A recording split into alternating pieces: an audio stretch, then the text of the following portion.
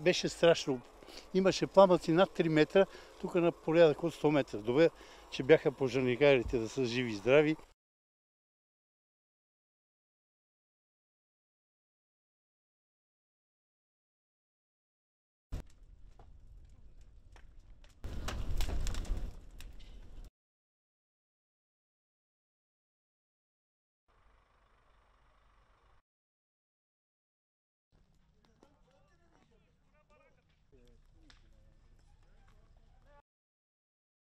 Изигра лоша шега, че обърна вятъра към вилната зона, нали? Т.е. към къщите и просто стана ужасно.